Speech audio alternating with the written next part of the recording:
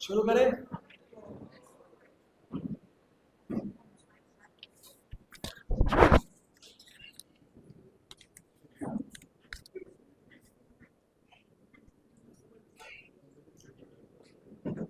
कृष्णस्योच्चे प्रणय वसति प्रेयसीभ्योऽपि राधा।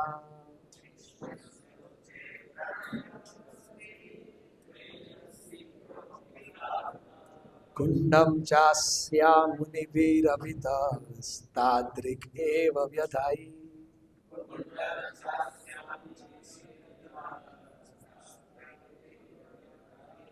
यत्प्रेष्ठैरपि अलम् असुलभं किं पुनर्भक्तिभाजाम्।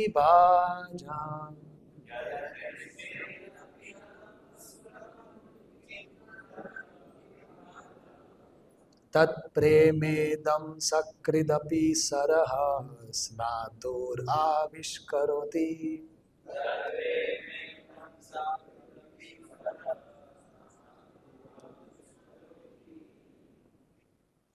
कृष्णा मतलब कृष्णा, उच्चे ही मतलब कि हाईएस्ट सर्वोच्च, प्रणय मतलब प्रेम, वसति मतलब जहाँ पे वास करता है।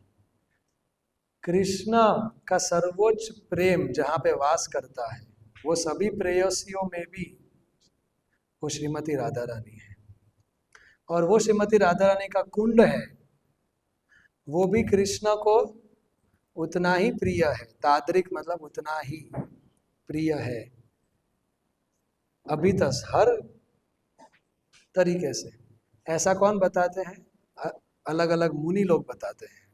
व्यधाई मतलब बताना। और ये जो राधा कुंड है ये प्रेष्ठैर मतलब भगवान के बहुत उन्नत भक्त, ये उनके लिए भी प्राप्त करना सुलभ मतलब आसान, असुलभ मतलब आसान नहीं है।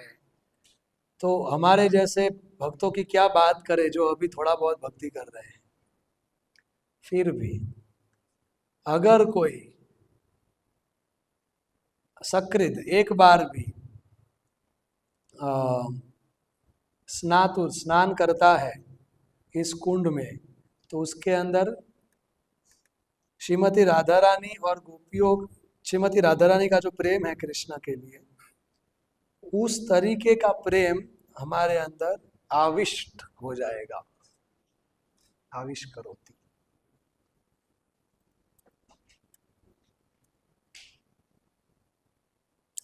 सो ये हमारा अंतिम श्लोक है उपदेशामृत का। और इस श्लोक में 9वें श्लोक में टॉप मोस्ट प्लेस, 10वें श्लोक में टॉप मोस्ट डिवोटी, यहाँ पे ये दोनों को कॉम्बिनेशन करके हम कैसे टॉप मोस्ट कृपा ले सकते हैं ये इसका वर्णन है कि हम राधा कुंड का सेवा करते हैं। राधा कुंड का सेवा करने से हम ये combined mercy, top most mercy को हम प्राप्त कर सकते हैं। इस श्लोक का थीम राधा कुंड में स्नान करना या राधा कुंड के पास रहना नहीं है, लेकिन राधा कुंड का सेवा करना है, उचित भाव से सेवा करना। तो प्रभुपाद जी बताते हैं कि क्यों राधा कुंड, क्योंकि वो श्रीमती राधा रानी का कुंड है। श्रीमती राधा रानी सबसे प्रियतम गोपी हैं कृष्ण के लिए, और इसीलिए ये जितना श्रीमती राधा रानी जितनी प्रिय है कृष्ण को उतना ही ये कुंड उनको प्रिय है। ये कुंड की अनलिमिटेड ग्लोरीज है, हम तो थोड़ा बहुत ही डिस्कस कर रहे हैं और ये बहुत ही दुर्लभ है।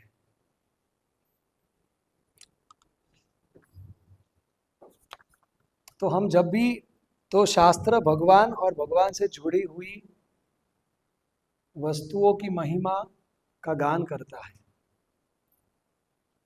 लेकिन हम उसको किस तरीके से अप्रिशिएट करें, हम इसको किस तरीके से समझें। चैतन्य चैतामृत मध्य 17.136। तो इसका जवाब है सेवा के द्वारा। हमको यहाँ पे बताया कि राधा कुंड सर्वोच्च स्थान है। यहाँ पे श्रीमती राधा रानी का जो प्रेम है कृष्ण के प्रति, ये लिक्विड फॉर्म में अवेलेबल है। इसमें हम एक बार स्नान करेंगे तो हमको भी गोपी भाव, गोपियों का जैसा प्रेम हमारे अंदर प्रकट हो जाएगा। अब इसको हम किस तरीके से समझे और किस तरीके से ना समझे, तो ये पुराणों का श्लोक है। अतः श्री कृष्ण नामादि न भवेद ग्राह्यम इंद्रिये सेवोन्मुखे जीवादो स्वयं एव स्फुरत्यदः। ये हमने चर्चा किया था कि जितना हम शुद्ध होंगे उतना हमारा अधिकार होगा।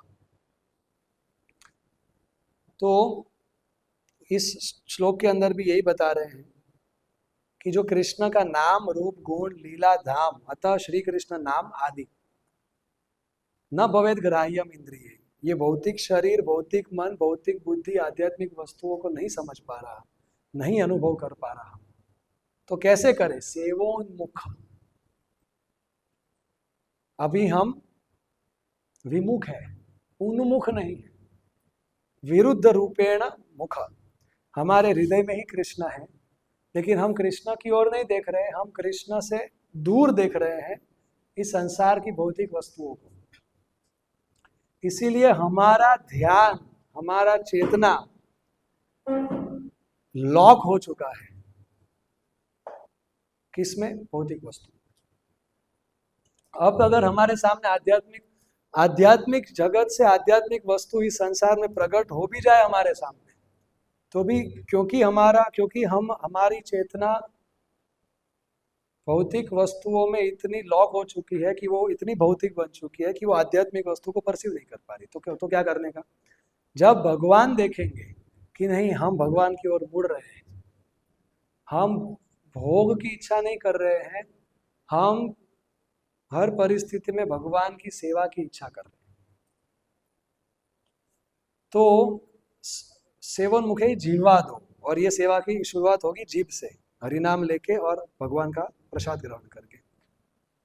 तो जब भगवान देखेंगे कि हम सेवा उन्मुख हो रहे हैं, तो स्वयं एवं स्फुरत्यतः, तो भगवान स्वयं अपनी इच्छा से हमको स्फूर्ति देंगे, हमको कृष्ण का स्मरण देंगे, और ये आध्यात्मिक वस्तुओं का अनुभव करने की शक्ति और अधिकार देंगे, जिससे हम स्पिरिचुअल रियलिटी को परसीव कर पाएंगे प्रोपोर्शनेटली।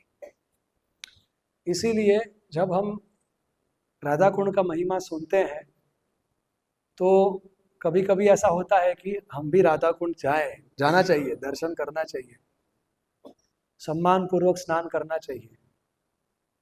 लेकिन कभी कभी ऐसा,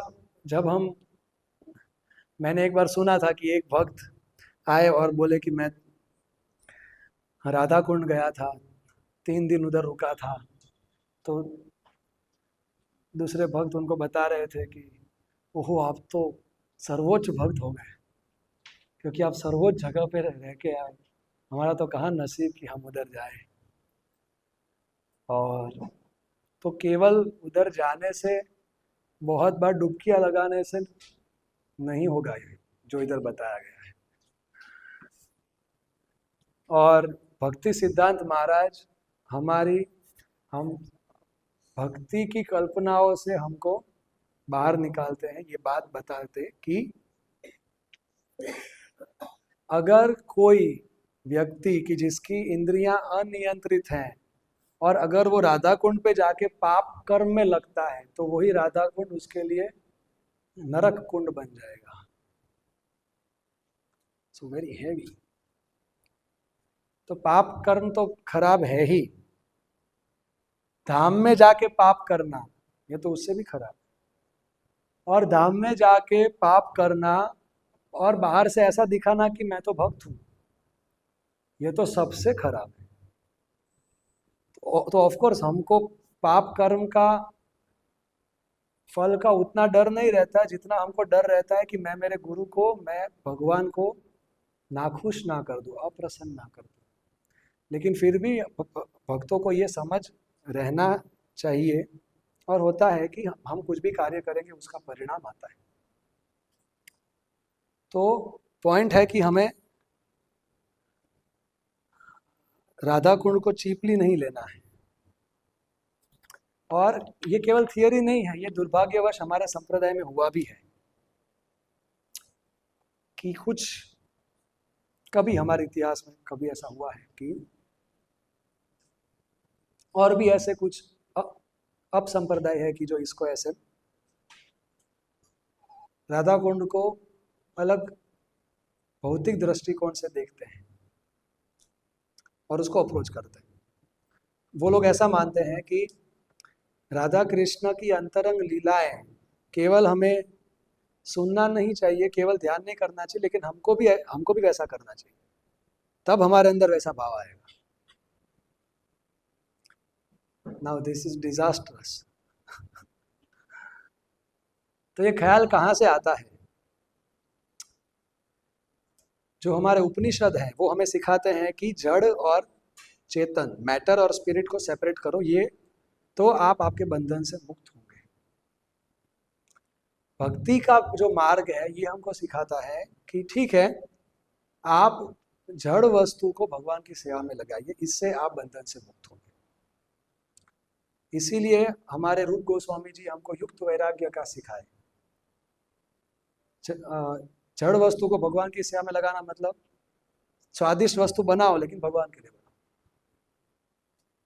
गाड़ी लो, बंगला लो, पैसा कमाओ, फिर उसको भगवान की सेवा में लगाओ।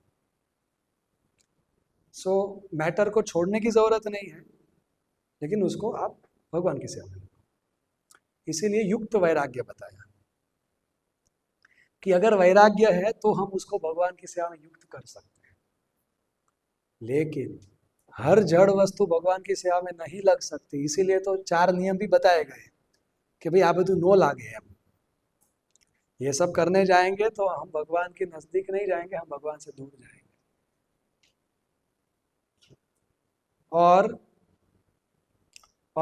और भी शास्त्र में एक मार्ग बताया गया है तंत्र का। एक राइट हैंड तंत्र होता है और एक लेफ्ट हैंड तंत्र होता है। राइट हैंड तंत्र मतलब डिटी वर्शिप, कि जिसमें जड़ वस्तु के माध्यम से भगवान प्रकट हो रहे हैं और वो हमें अवसर दे रहे हैं कि हम उनका पूजा करें, हम उनका स्मरण करें, हम उनका भक्ति करें।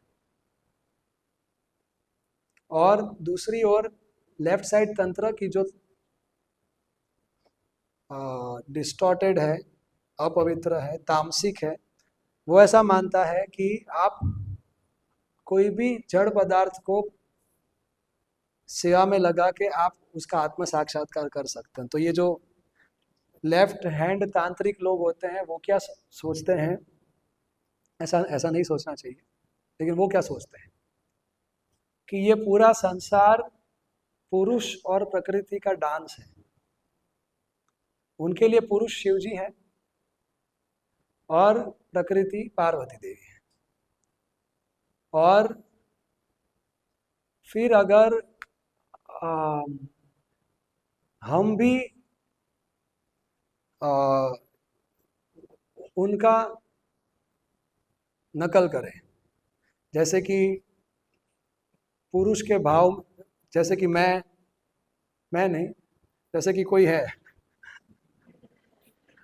वो ऐसा सोचे कि मेरे अंदर शिवजी प्रवेश किए हैं, इसके अंदर शक्ति प्रवेश की है, और फिर दोनों मिलते हैं, सेक्स करते हैं, और फिर वो ऐसा सोचते हैं कि शिव और शक्ति हमारे अंदर प्रवेश करके हमारे माध्यम से वो एंजॉय कर रहे हैं और फिर वो हमको आध्यात्मिक साक्षात्कार देंगे इससे। Now this doesn't make any sense. हमारा शरीर कैसा है कितने खराब वस्तुओं से, गंदी वस्तुओं से बना है, तो वो हमारे थ्रू क्यों एंजॉय करेंगे? अब यही विचार हालांकि हमारे आचार्यों ने बार बार इसको बहुत स्ट्रांगली रिजेक्ट किया, लेकिन फिर भी हमारे संप्रदाय में कहीं ना कहीं पे ये अपसंप्रदाय बना, कुछ अपसंप्रदाय बने हमारे प्रामाणिक संप्रदाय में से निकल के, कि कुछ भक्त कृष्णा बनते हैं और बाकी सब राधा रानी और गोपियां बनती है और फिर वो रासलीला करते हैं। और ऐसा आजकल राधा कुंड में और वृंदावन में होता भी है, जो अब संप्रदाय है। तो प्रभुपाद जी बोलते थे, दिस इज नॉट रास लीला, this is rascal Leela.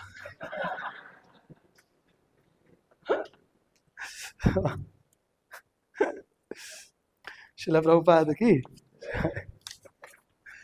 ISKCON के शुरुआत के दिनों में जब प्रभुपाद जी के शिष्य वृंदावन में आए थे, तो ब्रज में ऐसी संस्कृति है कि जो छोटे छोटे बच्चे होते हैं वो भी राधा कृष्ण के नाटक करते हैं और डांस करते हैं, और वो रासलीला का भी वो नाटक करते हैं। तो अगर बहुत छोटे बच्चे हैं तो उसमें लड़का लड़की दोनों होते हैं, और अगर थोड़े बड़े बच्चे होते हैं तो फिर वो सभी लड़के ही होते हैं, और वो लड़के ही फिर गोपी का ड्रेस पहनते हैं और फिर वो ड्रामा करते हैं। और वहाँ के ब्रज के लोग फिर इतने भाव विभोर हो जाते हैं, और फिर जो राधा कृष्ण बने हैं फिर वो उनको प्रणाम करके फिर वो उनकी पूजा भी करते हैं। अब ये प्रभुपाद जी के शिष्यों ने देखा, तो उनको लगा ये हमको भी करना चाहिए इसको। ये तो अच्छी बात है, हम भी अलग लेवल पे, अलग रियलिटी पे हम ट्रांसपोर्ट हो जाएंगे। तो या तो सैन फ्रांसिस्को या तो लॉस एंजल्स में जब प्रभुपाद जी उसके बाद गए थे, तो ये कुछ शिष्यों ने बताया कि प्रभुपाद जी कल हम ड्रामा करेंगे, और उन्होंने वैसा वाला ही ड्रामा किया, और फिर लास्ट में फिर वो रास डांस किया, और फिर बाकी सब जो भक्त थे वो सब आगे उनको प्रणाम करने लगे, उनकी पूजा करने लगे, और प्रभुपाद जी देख रहे हैं। प्रभुपाद जी गंभीर हो गए, कुछ नहीं बोले। दूसरे दिन भागवतम क्लास में बोले, ऐसा हमको नहीं करना है। इतने महान लीलाओं का अनुकरण हमें नहीं करना चाहिए, इससे हम गलत दिशा में आगे बढ़ सकते हैं, हमको पता भी नहीं चलेगा। तो प्रभुपाद जी ने बार बार, यहाँ तक कि प्रभुपाद जी ने तो वो, अब प्रभुपाद जी के शिष्य राधा कुंड में जब स्नान करने उतरे तो एक दूसरे के ऊपर पानी डाल रहे थे और ऐसे मस्ती में तैर रहे थे, तभी प्रभुपाद जी ने बोल दिया, पाप तो भूल जाइए, इधर मस्ती भी नहीं करना है। तो मतलब प्रभुपाद जी का इरादा नहीं था परमानेंट बैन करने का। प्रभुपाद जी जो बताते हैं वो हर वस्तु हमारे लिए मूल्यवान है, फिर भी उसके अंदर कौन सा अगर कन्फ्लिक्ट हो तो ज़्यादा सही है। उसके अंदर चार तरीकों से प्रभुपाद जी का शिक्षा हमारे तक पहुंच रहा है, और उसमें भी श्रेणी है। सबसे पहले है प्रभुपाद जी के तात्पर्य की जो यूनिवर्सल है, वो कॉन्टेक्सचुअल नहीं है, वो किसी एक व्यक्ति के लिए नहीं लिखा, वो सबके लिए लिखा है। प्रभुपाद जी ने जो लिखा है वो। उसके बाद प्रभुपाद जी के लेक्चर्स, वो थोड़े कॉन्टेक्सचुअल होते हैं, जो ऑडियंस सामने बैठा है उसको देख के प्रभुपाद जी बोलते हैं, हालांकि वो शाश्वत सत्य ही वो बोल रहे हैं। फिर उसके बाद है रूम कन्वर्जेशन, जो रूम में बैठा है उसके साथ बात कर रहे हैं प्रभुपाद, तो वो उसके अनुसार बात करेंगे। और फिर सबसे फोर्थ है लेटर्स, वो उस एक व्यक्ति के लिए ही प्रभुपाद बोल रहे हैं। ऑफकोर्स उसमें से भी हम शिक्षाएं ले सकते हैं, लेकिन अगर कन्फ्लिक्ट करे कहीं पे तो हम परपट्स को फॉलो करते हैं। और प्रभुपाद जी ने इनके परपट्स और भी अलग अलग जगह पे प्रभुपाद जी ने लिखा है कि सम्मान पूर्वक हमें राधा कुंड में स्नान करना चाहिए, लेकिन बहुत केयरफुली करना चाहिए। तो it's not a permanent ban, लेकिन प्रभुपाद जी हमें बताना चाहते हैं कि हमें कितना सावधान होना चाहिए, क्योंकि राधा कुंड का पोटेंसी ट्रिमेंडस है। तो इसको अप्रोच करने के लिए हमारे अंदर प्योरिटी भी ट्रिमेंडस होना चाहिए। ये इतना पवित्र है तो हमको भी इतना पवित्र बनना पड़ेगा, वरना फिर हम अपराध करेंगे। इसलिए हमें प्रभुपाद जी का कोई एक वाक्य आउट ऑफ कॉन्टेक्स्ट लेके उसको एब्सोल्यूटाइज नहीं करना चाहिए कि बस यही है, लेकिन उस वाक्य को भी कैसे गंभीरता से ले ये भी हमको ध्यान रखना चाहिए। अब इसको कैसे समझे? ठीक है, सम्मान पूर्वक हम राधा कुंड में स्नान करेंगे, लेकिन एक बार स्नान करने से हो जाएगा ऐसा बता रहे हैं रूप गोस्वामी। कुछ भक्त बोलेंगे, ऑफकोर्स यहाँ पे तो शायद कोई नहीं है, मैंने भी अभी तक स्नान नहीं किया राधा कुंड में, करेंगे भविष्य में। भक्तों की आचार्यों की कृपा से। लेकिन कुछ ऐसे भक्त हैं कि जिन्होंने बहुत डुबकियां लगाई है, और फिर वो आके पूछते हैं कि प्रभु जी एक बार नहीं 11 बार लगाई, कुछ हुआ? ऐसा लगता है कुछ हुआ क्यों नहीं? तो होता है, ऐसा नहीं कि नहीं होता, लेकिन शास्त्र की हर बात सही होती है, लेकिन उसको हम कैसे समझें। जैसे कि मतलब किसी एक सिद्धांत को आप अलग से लेके उसका पालन नहीं कर सकते। भक्ति के सभी सिद्धांतों के बीच में वो सिद्धांत कैसे जुड़ा हुआ है, तो सभी सिद्धांतों के को ध्यान में रखते हुए उस सिद्धांत का क्या हम पालन कर रहे हैं कि नहीं, वो तय करेगा कि हमें उस सिद्धांत का फल मिलेगा कि। जैसे कि कानून होता है, कानून है कि ए व्यक्ति ने बी व्यक्ति को मार दिया तो ए व्यक्ति को सजा मिलेगा, लेकिन इसमें भी तो परिस्थितियां देखनी पड़ती है। क्या एक व्यक्ति ने दूसरे व्यक्ति को युद्ध में मारा तो उसको मेडल मिलेगा? क्या एक व्यक्ति ने दूसरे व्यक्ति को अपने सेल्फ डिफेंस के लिए मारा, वो आया था घर में चोरी करने के लिए और सबको मार डालने के लिए, उसमें आत्मरक्षा के लिए उसको मारा। तो मतलब जब हम एक कानून को अप्लाई करते हैं तो क्योंकि फिर हम परिस्थितियों को देखते हैं, तो परिस्थिति को देखते वक्त दूसरे भी फिर कानून लागू होते हैं। उसी तरीके से शास्त्र कोई भी सिद्धांत बताता है, जब हम उसको रियलिटी में ट्रांसलेट करते हैं तो बहुत सारे सिद्धांत लगते हैं।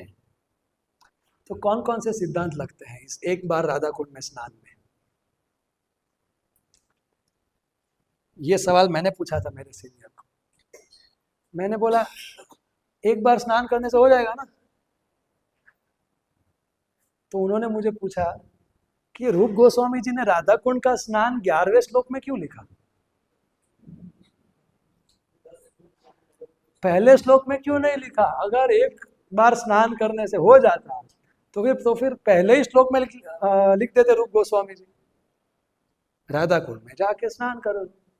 दूसरा श्लोक राधा कुंड में जाके स्नान कर लो, ऐसे वो 11 श्लोक लिख देते। इतना सब श्लोक लिखने की क्यों जरूरत? और उसके बाद 11वें श्लोक क्लाइमैक्स में बताया, मतलब ये सब करके जाना। पहला श्लोक, दूसरा श्लोक, ये सब जितने आगे का श्लोक है ये सब करने के बाद अगर तो हम हमारी चेतना को तैयार किए हुए होंगे इस क्षण के लिए। We would be devotionally prepared, हम सफिशिएंटली शुद्ध हो चुके होंगे, और हमारे अंदर डिमांडिंग एटीट्यूड भी नहीं आना चाहिए। कृष्णा स्नान तो किया राधा कुंड में, आपने क्यों कुछ नहीं दिया? ये जो डिमांडिंग एटीट्यूड है ये तो एंटी डिवोशनल है, ये तो हमारे भक्ति को नष्ट करेगा। अरे क्या योग्यता है हमारी? तो हमको विनम्र ही नहीं होना चाहिए, हमको तो भीख मांगना चाहिए हरि गुरु वैष्णवों के पास, क्योंकि हम विनम्रता से मांग सकते हैं अगर थोड़ा बहुत योग्यता हो। हम क्या मांग रहे हैं? तो जब हम निष्ठा से गुरु के मार्गदर्शन में भक्तों के संग में ये systematic process of purification follow किया हो, दिल लगा के, चेतना लगा के, और हम शुद्ध हुए हो, और फिर जब हम जाके भीख मांग रहे हैं कृष्ण से, फिर चांस लग सकता है। उस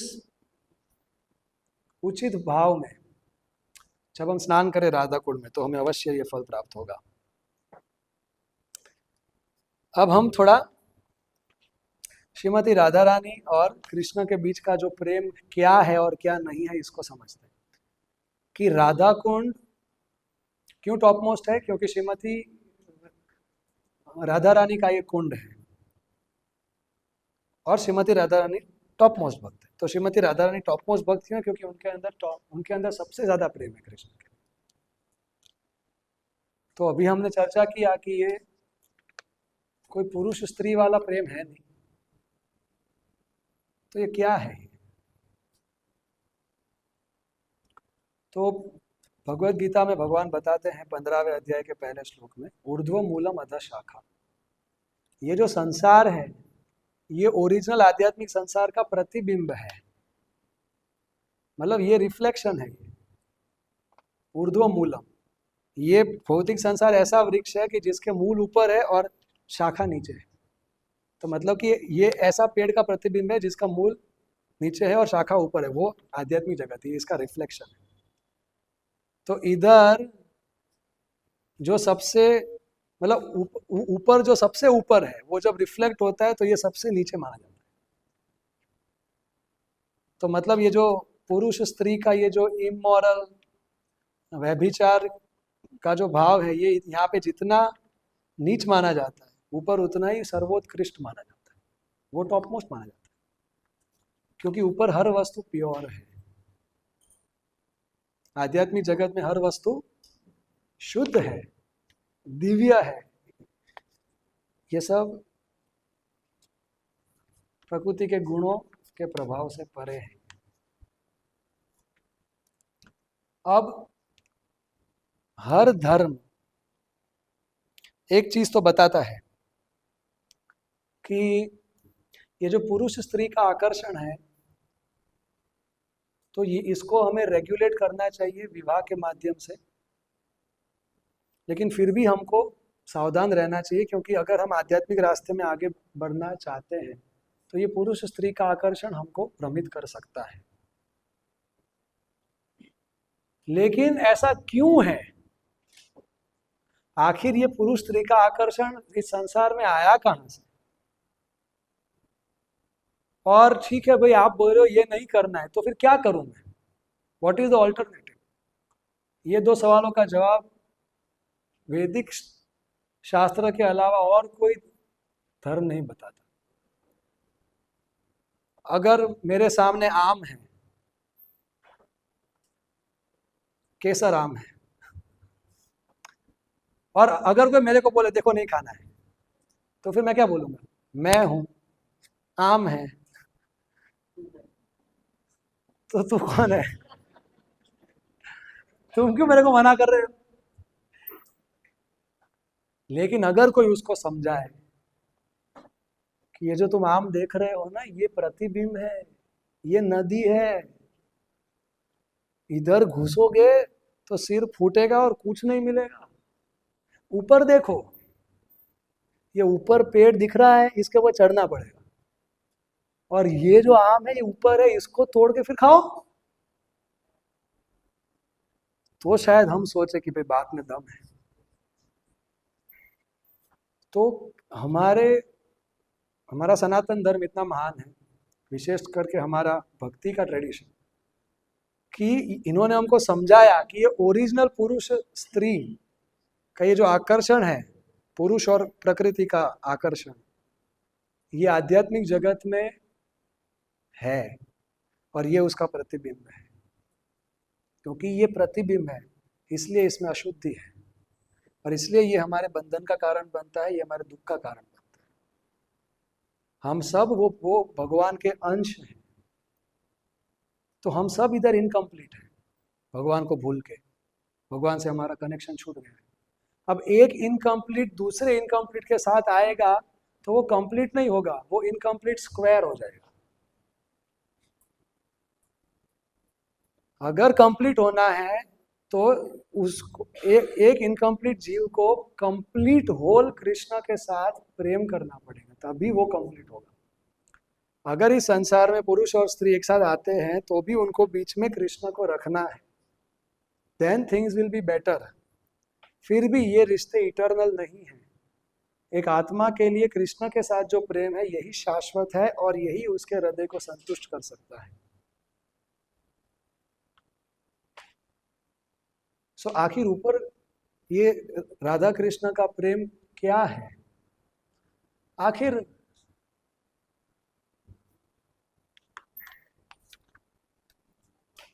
भगवान कार्य ही क्यों करते हैं? अगर भगवान आत्मा राम है, मतलब भगवान, तो फिर प्रेम क्यों करते हैं? शास्त्र तो बताते हैं कि न तस्य कार्यम करणम च विद्यते, मतलब भगवान का डेफिनेशन ही वो है कि उनको कुछ कर्म करने का जरूरत नहीं, वो पूर्ण है। ओम पूर्णमिदं पूर्णमद पूर्णात् पूर्णमुदच्यते पूर्णस्य पूर्णमादाय पूर्णमेवावशिष्यते। ये ये हम पढ़ेंगे अभी नेक्स्ट मॉड्यूल में कि भगवान पूर्ण है। तो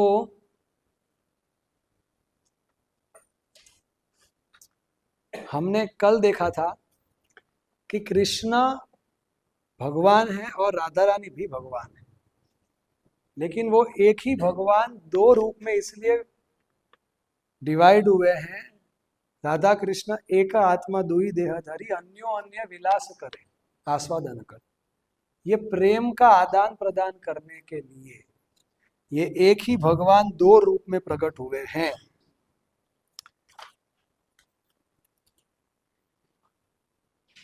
तो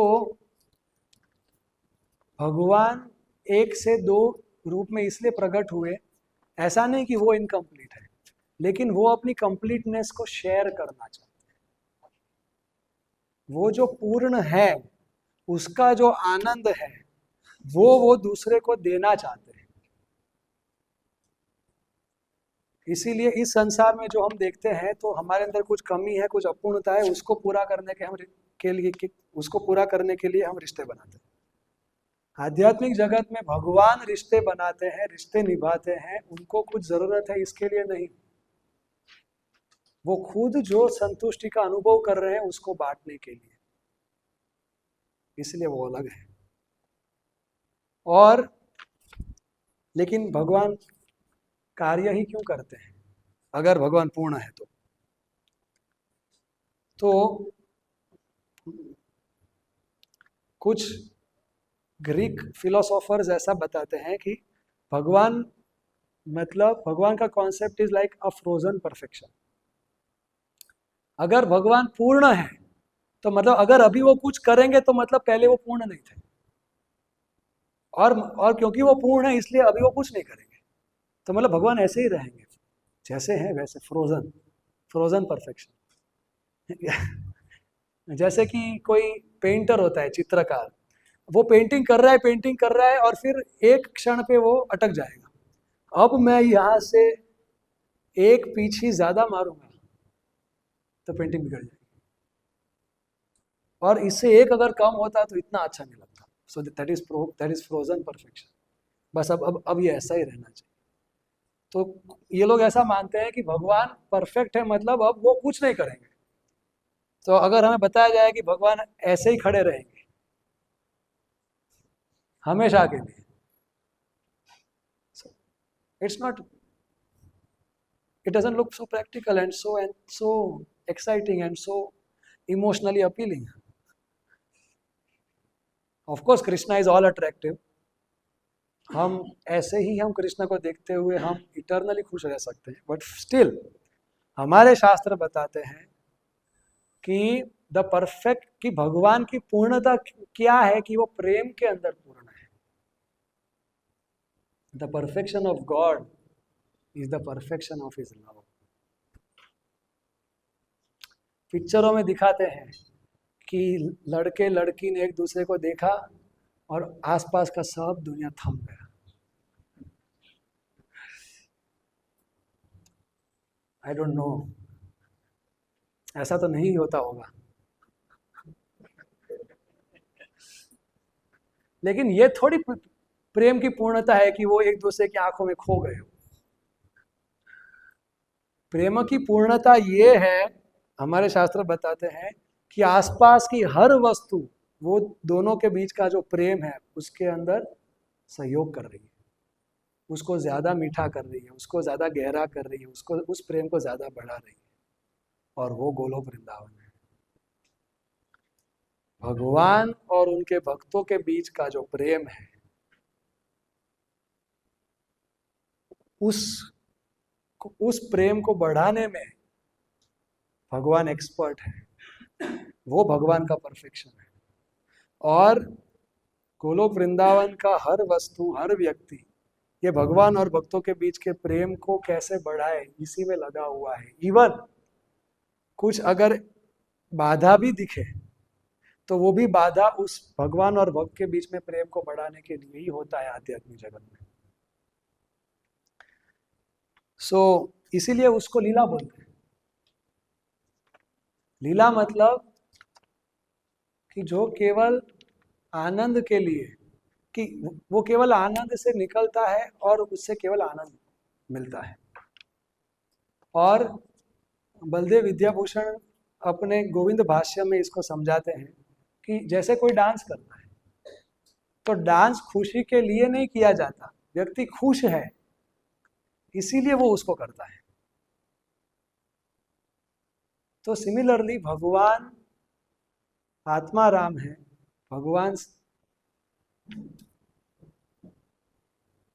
प्रेम में इतने संतुष्ट है और वो उस प्रेम से ओवरफ्लो होके वो ये लीलाएं करते हैं, और जिससे फिर उनके भक्त भी उस प्रेम में ओवरफ्लो होते हैं।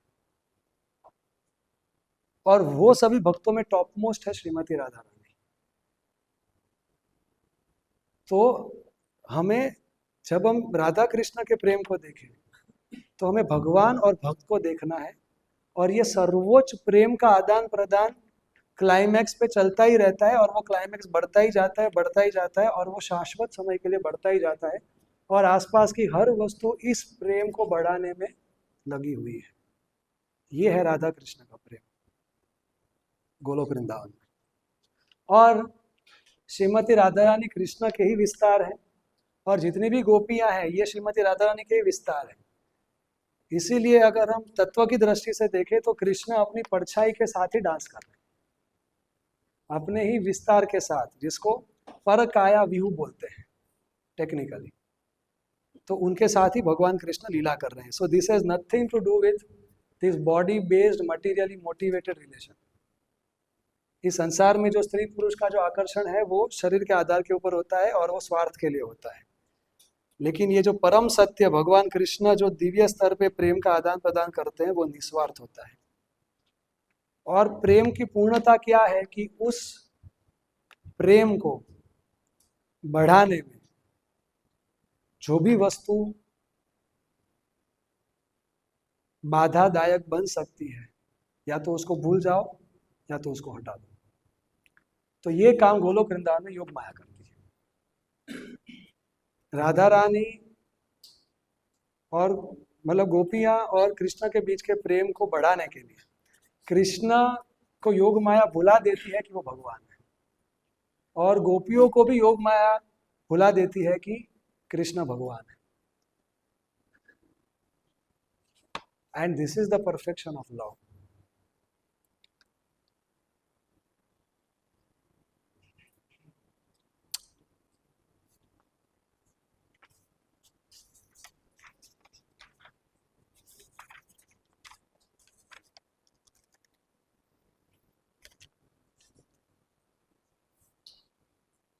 अब माधुर्य रस में भी, अब माधुर्य रस सभी रसों में श्रेष्ठ है। अब माधुर्य रस में भी अलग अलग फ्लेवर है, वैरायटी है। जैसे कि सीता माता का जो प्रेम है भगवान राम के लिए वो भी माधुर्य रस, रुक्मिणी देवी का जो प्रेम है द्वारकाधीश के लिए, भगवान द्वारकाधीश के लिए, वो भी माधुर्य रस, और श्रीमती राधा रानी का जो प्रेम है कृष्ण के लिए वो भी माधुर्य रस है। लेकिन इन सब में श्रीमती राधा रानी का प्रेम सर्वश्रेष्ठ है। क्यों? क्योंकि बाकी सब स्वकीय है, ये परकीय है। स्वकीय मतलब अपना। तो वहां पे तो पति पत्नी का रिश्ता है और वो प्रेम है। यहाँ पे क्या है, यहाँ पे हम इसको कैसे समझे कि अगर किसी का ऑलरेडी शादी हो चुका है लेकिन अब वो कोई नाटक करने जा रहे हैं जिसमें वो शादी नहीं कर रहे हैं, और वो हीरो हीरोइन की तरह पिक्चर में एक्टिंग करने वाले हैं आउटसाइड वेडलॉक, शादी के बाहर। तो अब राधा कृष्णा वो एक ही है, तो लेकिन अब प्रेम को अगर बढ़ाना है और एक्साइटिंग बढ़ाना और एक्साइटिंग बनाना है तो उसमें कुछ ऑब्स्टेकल्स तो चाहिए। कुछ ऑब्स्टेकल्स आए, कोई रोके, कोई टोके, और चिंता बढ़ जाए और वो छुप छुप के थोड़ा करना पड़े, तो इससे प्रेम और प्रगाढ़ बनता है और तीव्र बनता है और उच्च कोटि पे वो जाता है, उच्च श्रेणी में वो जाता है। It goes on becoming higher and sweeter and deeper. इसीलिए Radha Krishna they eternally belong to each other. इसीलिए राधा कृष्ण के संबंध में कुछ इमोरल नहीं है, क्योंकि वो दोनों एक दूसरे के ही हैं, वो दोनों एक ही हैं एक्चुअली। अब इसको हम कैसे समझें? शास्त्र बताते हैं कि भगवान के लिए हमें बुरी चीज को छोड़ना है, ये तो समझ में आता है। लेकिन जब बोला जाए कि अच्छी चीज को भी भगवान के लिए छोड़ना है, तो इससे हमारा भगवान के प्रति प्रेम का क्या, प्रेम का स्तर है, ये उसकी परीक्षा हो जाती है। कितना प्रेम शुद्ध है, कितना प्रेम तीव्र है। भगवान अगर बोले कि ठीक है बुरी चीज छोड़ दो, ये समझ में आता है। भगवान बोले कि अच्छी चीज भी छोड़ दो मेरे लिए। सो गोपियां इसलिए महान हैं सबसे, सभी भक्तों से, कि उन्होंने अपने चेस्टिटी को भी छोड़ा भगवान के लिए। हालांकि वो ऐसे गोलोक वृंदावन में देखने के लिए किसी और के साथ उन्होंने शादी किया है, लेकिन अब जब कृष्णा बुला रहे हैं तो वो सब कुछ छोड़ देते हैं। मीन्स वो जो वो अच्छी चीज है वो भी भगवान के लिए छोड़ सकती है। This is practical demonstration of सर्वधर्मान परित्यज्य माम एकम शरणम व्रज। कि भगवान के लिए हम मोरालिटी, मतलब डिवोशन के लिए हम मोरालिटी को भी छोड़ सके, कृष्णा प्रेम के लिए हम तथाकथित नैतिकता को भी हम छोड़ सके। इसलिए ये जो पारकीय रस का जो सेटिंग है, ये टॉप मोस्ट लव का प्लेटफॉर्म है। जैसे कि अगर किसी हाथी को बांधा जाए और फिर अगर हाथी कोई वस्तु से इतना आकर्षित हो जाए कि वो उसके प्रति भागने लगे, लेकिन उसको एक बहुत बड़े पेड़ से बांध दिया है, तो फिर वो इतना जोर लगाएगा उससे छूटने के लिए और वो जिस वस्तु से आकर्षित है उसको प्राप्त करने के लिए, तब उसको भी मालूम पड़ेगा कि अरे मेरे अंदर कितना शक्ति है कि मैं इस पूरे पेड़ को हिला पा रहा हूँ, शायद मैं इसको उखाड़ भी दूंगा। और पूरे संसार को मालूम पड़ता है कि यार ये हाथी तो पागल हो गया, इतना बल है, ये इतना आकर्षित है क्या। तो ये पारकीय रस का जो सेटअप है, इससे पूरे संसार को मालूम पड़ता है कि गोपियों का की कितनी तीव्रता है भगवान कृष्ण के प्रति, कि वो सब कुछ छोड़ सकती है इतने, और वो कृष्ण की सेवा के लिए निस्वार्थ भावना से। इसलिए ये टॉप मोस्ट है।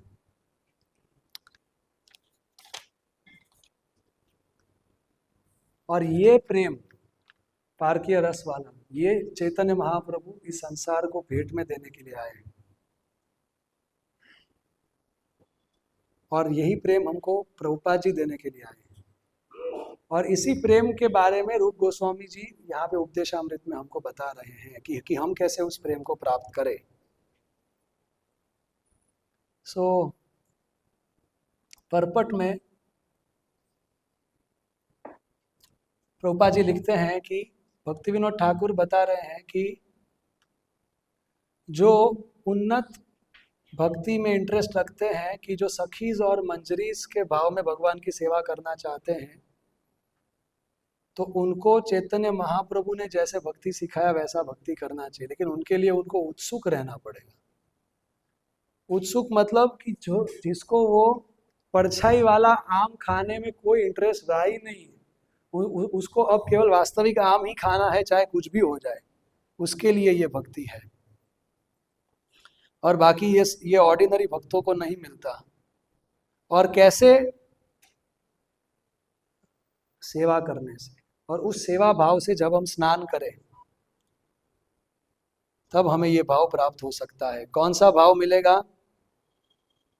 गोपीज और मंजरीज जिस भाव से भगवान की सेवा कर रहे हैं उस भाव में। तो इसका क्या रिजल्ट है? कि जैसे हम भी इस्कॉन में हमारे गुरु का सेवा कर रहे हैं, प्रभुपाद जी का सेवा कर रहे हैं, भगवान का सेवा कर रहे हैं और उपदेशामृत सीख रहे हैं, इसके मूल्यों को, इसकी शिक्षाओं को हम अपना रहे हैं, भक्ति कर रहे हैं, तो जैसे जैसे हम शुद्ध होते जाएंगे तो हमें भी श्रीमती राधा रानी का आश्रय प्राप्त होगा। हम भी इस भौतिक जगत से आध्यात्मिक जगत में वापस जाएंगे और वहाँ पे जाके हमें गोपीज और मंजरीज के भाव में हमें श्रीमती राधा रानी का सानिध्य, आश्रय प्राप्त होगा और गोपीज के संग में, उनके मार्गदर्शन में हम हमेशा श्रीमती राधा रानी के साथ रहेंगे और कृष्ण के साथ हमारा प्रेम का प्रकरण फिर से शुरू होगा, जिसमें हम हमेशा के लिए आनंद के समुद्र में हम डूबते रहेंगे। और ये प्रेम देने के लिए चैतन्य महाप्रभु और प्रभुपाद जी आए हैं। So we have to understand कि हमको क्या खजाना मिला है, हमें क्या करना है। ये सिस्टमैटिक प्रोसेस ऑफ प्योरिफिकेशन को फॉलो करना है, छोटी छोटी बातों में हमको रुकना नहीं है और ये इस जिंदगी में हमें अपना सब कुछ लगा देना है, because this is the highest perfection that we are getting. So here we end our discussion of Upadeshamrita. यहाँ पे हमारा उपदेशामृत का 11वां श्लोक संपूर्ण होता है और अभी आप सबका एग्जाम होगा 24 मई। All the best. तब तक आप सबको अपना ओपन बुक असाइनमेंट सबमिट करवा देना है यदुरत्न सर्वदेव प्रभु को। और अभी आपके पास शायद 2 MCQ आएंगे। कहाँ है हमारे प्रभु यदुरत्न? कितना है? 2 आएगा? 2 MCQ आएंगे, एक फ्राइडे